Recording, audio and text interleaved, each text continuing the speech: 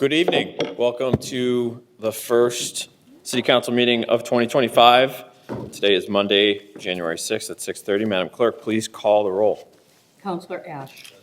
Counselor Campbell. Present. Counselor Devine. Present. Counselor DeBona. Present. Counselor Harris. Counselor Liang. Counselor McCarthy. Present. Counselor Minton. Present.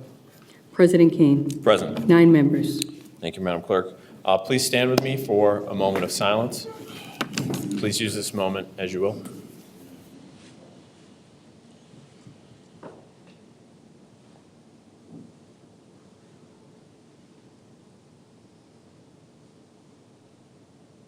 Please turn to the flag for the Pledge of Allegiance. I pledge allegiance to the flag of the United States of America and to the republic for which it stands, one nation, under God, indivisible, with liberty and justice for all. Madam Clerk, please read the open meeting law. Pursuant to the open meeting law, any person may make an audio or video recording of this public meeting or may transmit the meeting through any medium. Attendees are therefore advised that such recordings or transmissions are being made, whether perceived or unperceived, by those present and are deemed acknowledged and permissible. Thank you, Madam Clerk. First item on the agenda. Honoring Quincy firefighters Stephen Sweet and Sean Breslin. Well, first I want to thank all the firefighters for being here tonight and for the chief for bringing this to my attention. Last week he gave me a call and told me a wonderful story about an act of valor that two of your comrades engaged in a Braintree situation. That sounded very unfortunate, but it turned out for all the best. So tonight we're here to honor firefighters Stephen Sweet and Sean Breslin, and I'd like to ask Chief Jackson to come up to the podium to tell this great story before we present commendations. Thank you very much for having us. Good evening. Happy New Year to everybody. Thank you, Council President, for having us up here for this. So the story goes as best as I can tell it, and they'll put a level on what I say if I'm incorrect, but on October 29th, Steve Sweet and Sean Breslin, they're both residents of Braintree. October 29th, Steve Sweet received a text message that there was a fire going on just a couple of doors down from where Sean Breslin lives in Braintree. Sean read the text message and took a walk down to the house, and he actually he made contact with this woman. She was up in the second-story window calling for help, and this is prior to any fire apparatus arriving. Sean, he made an attempt to get in and get upstairs to perform a rescue, and he wasn't able to get in because of the heat and the smoke. So when he came out to address the woman once again and reassure her that people are coming, she was gone, and he assumed, and correctly so, she had become overcome by the smoke, and she was now passed out behind the apron of the window. So upon arrival of the first Braintree apparatus, Sean was able to direct them to throw a ground ladder and make an immediate rescue. And there's no doubt about it, with such an active fire burning, seconds count here, never mind minutes. If Steve didn't pass this on to Sean and Sean didn't act on it, it would have been a lot different for this woman in question here, no doubt about it. So, just a good example. It's a good way to start 2025 with a good story of our guys. Even when they're off duty, they're on duty, right? They're still working together, and they're on duty tonight. They both work up at the Wollaston Firehouse together. But anyways, that's the story, and thank you very much for recognizing them for this. I think it's a worthwhile thing to do. No, thank you for bringing it to our attention, and thank you, gentlemen. We, on behalf of the City Council, we have commendations to present to you. The first is presented to firefighter Stephen Sweet. With heartfelt gratitude, we commend your quick thinking and calm professionalism during the Braintree House fire on October 29, 2024. Your swift decision to contact firefighter Breslin, who was nearby, was instrumental in saving lives and expediting the rescue of a trapped resident. This decisive and selfless act exemplifies the courage, dedication, and teamwork that define the firefighting profession. It is a privilege to honor your exemplary service and commitment to protecting others. And secondly, for firefighter Sean Breslin, with immense gratitude, we commend your exceptional bravery, quick thinking, and calm demeanor displayed while off duty on October 29th, 2024. Your actions not only reflect the spirit of heroism, but also your unwavering dedication to the firefighting profession, whether on or off duty. Your rapid response and decisive actions were instrumental in saving lives and assisting your fellow Braintree firefighters in rescuing a resident trapped on the second floor. Your leadership, courage, and commitment during this crisis serve as an inspiration and a testament to the values that define every firefighter. It is an honor to recognize your outstanding service today. Let's please take a minute to honor both of these gentlemen.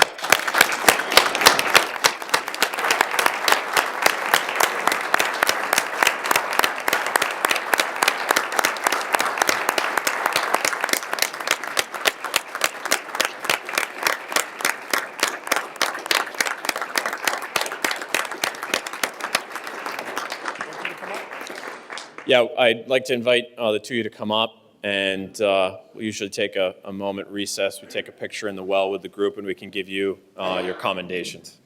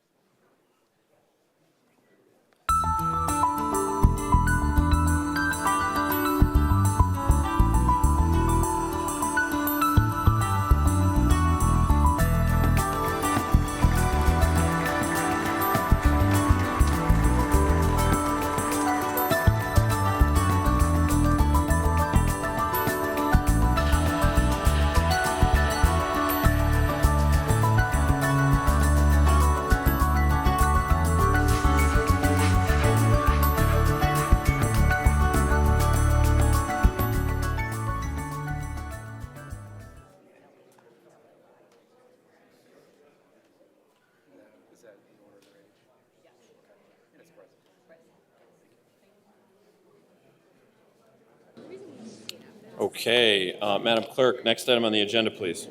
Number 1, 2025-001, nomination and election of the President of the City Council. President recognizes, or is there a, okay, President recognizes Councilor Campbell. Thank you, Mr. President. Thank you for this time. I would like to take a few moments and say a few nice things about current President, Ian Kane, and nominate him for another 1 year for the President's position. One of the first calls I got when I got on the council back in January, or actually probably November, was from Councilor Kane, and he was very supportive, very kind, very helpful, and he always went out of his way to make sure that the communication that needed to happen was happening. And little did I know going into that January how exciting, I'll use air quotes, exciting last year was going to be in all of the items that we were going to attack. And I think that based on all of what we did cover over the past year, I think that the leadership that President Kane showed during that time was one of the reasons why it went as smoothly as it did. Even as complicated as it was, I think that his leadership really showed the way. So it is my honor to be the person to nominate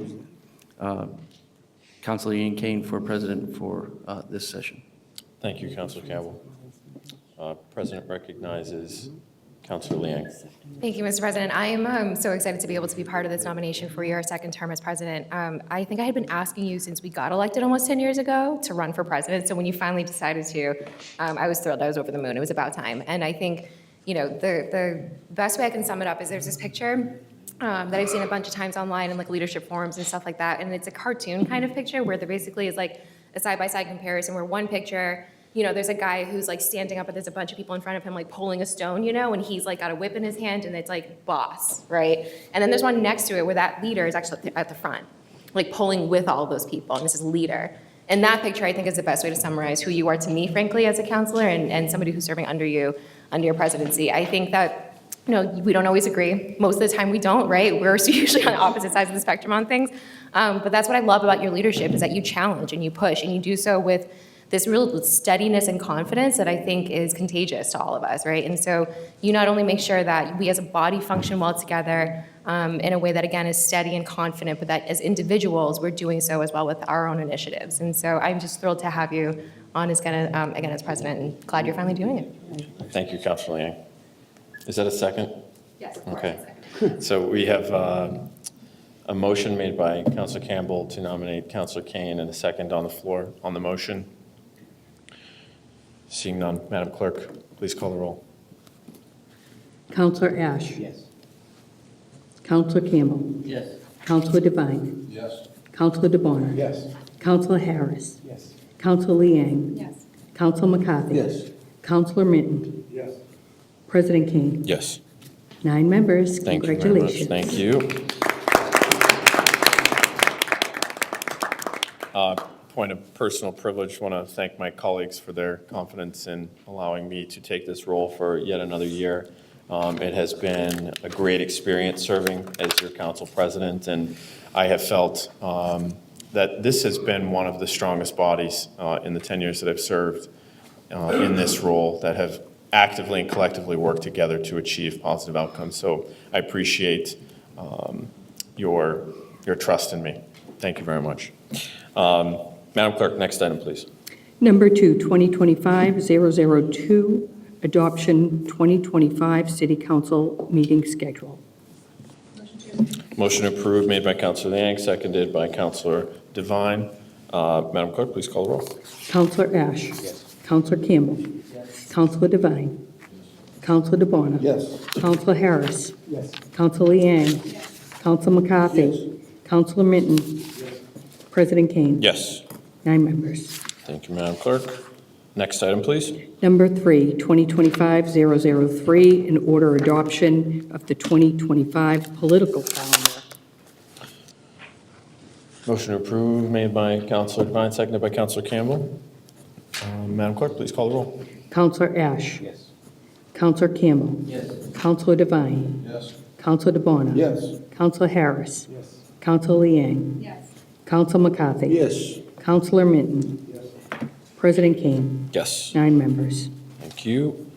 Madam Clerk, next item, please. Number 4, 2025-004, a gift for $5,000 for Copeland Family Foundation, Inc., to Friends of Wollaston Beach. Motion approved made by Councilor DeBona, seconded by Councilor McCarthy. Madam Clerk, please call the roll. Counselor Ash. Counselor Campbell. Yes. Counselor Devine. Yes. Counselor DeBona. Yes. Counselor Harris. Yes. Counselor Liang. Counselor McCarthy. Yes. Counselor Minton. Yes. President Kane. Yes. 9 members. Thank you, Madam Clerk. That concludes our regular schedule for the evening. Approval of previous meeting minutes. Motion approved made by Councilor Liang, seconded by Councilor Campbell. All those in favor? Aye. Those opposed? Ayes have it. Communications and reports from the mayor, other city officers, and city boards. Madam Clerk. I do have a utility request to refer to Public Works Committee for scheduling and advertising at Grant a location, Mass Electric, Hannon Parkway, and McConville Way. Okay, thank you very much, Madam Clerk. Unfinished business and proceeding meeting, seeing none.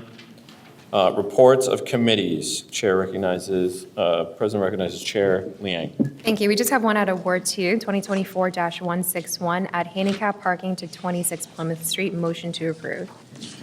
Motion approved made by Councilor Liang, seconded by Councilor Campbell. Madam Clerk, please call the roll. Counselor Ash. Counselor Campbell. Yes. Counselor Devine. Yes. Counselor DeBona. Yes. Counselor Harris. Counselor Liang. Yes. Counselor McCarthy.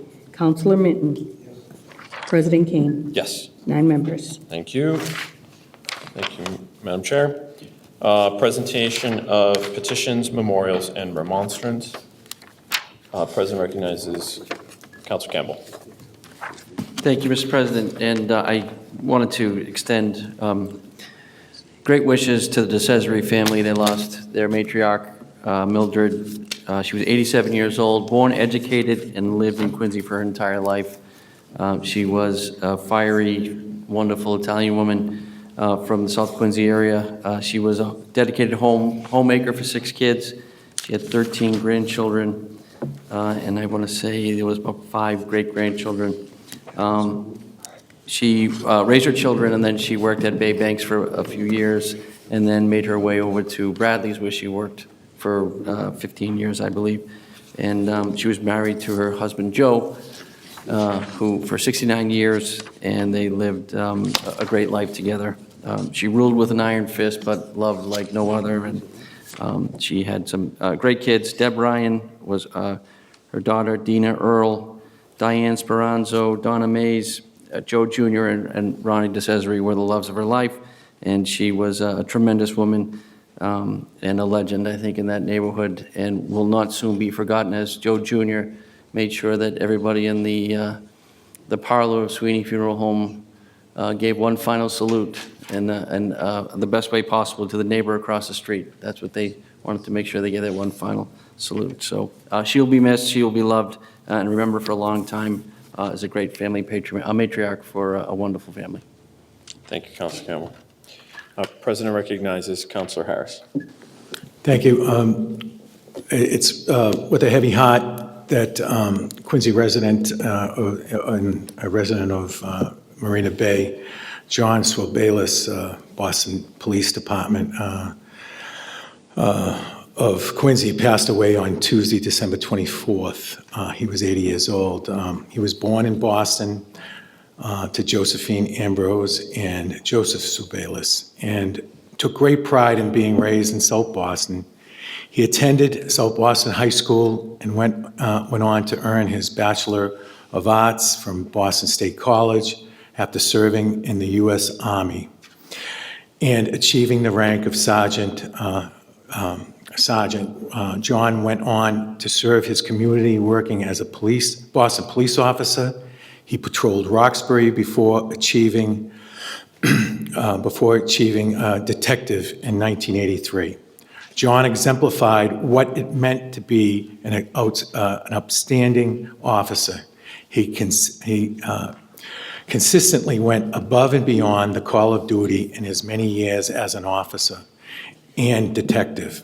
After saving someone's life, he received the Award of Honor from the Boston Patrolmen's Association in recognition of his bravery above and beyond the call of duty. He was the recipient of the Award of Merit in 1978, 1983, and 1984, honoring ongoing commitment to the safety of citizens of the city of Boston. In 1982, he was awarded the Keys to the Town of Spencer in recognition of exemplary action in apprehending an armed criminal responsible for the deaths of 2 fellow officers. He was also responsible for founding the Boston Police Athletic League to help facilitate positive interactions between the Boston Police Department and the city's youth. When Raymond Flynn was elected mayor of the city of Boston, John was assigned his head of security. Many jobs, one career, Boston's future. John was a stand-up officer that not only put his life on the line to protect the city he loved so much, but also went even further beyond the call of duty to ensure a brighter future for Boston. His devotion is admired by many and will continue to inspire fellow officers for many years to come. John had an active social life, being a proud member of the Elks and the Lithuanian Club. He had a big personality, which I knew very well, that was known by many and loved by all who knew him. Beloved husband of Susan E. McMahon Swabelis of Quincy, devoted father of John W. Swabelis and his wife Monique of Braintree, and Susan Schwartz and her husband John of Weymouth, adoring grandfather to Jake and Jack Swabelis, also survived by many nieces and nephews. I had the great pleasure of meeting John. I think it was the second time running for the Ward 6, and it was in the newspaper, and he came to a fundraiser, and Susan, his lovely wife, and my wife hit it off very well, and we all hit it off. We became friends. We became friends, and like I said earlier, when he was in the room, he actually held the room pretty, and let's just say he ruled it. So with that, my heartfelt wishes go out to those folks too. Secondly, I need to, during this time, mention that tomorrow night at 6:30, I know the letters got to the homes by Saturday, but tomorrow night at 6:30 at the old Squantum School, there's going to be a meeting to inform the neighborhood of the beginning stages of the impacts that will take place as we start doing the work, the city starts doing the work. We have many of the department heads and all the people who've done such a great job making this 9-year project come to place. And with the thanks of this council and the past members of the council who've always supported every time we had to come in front of the body to push it forward.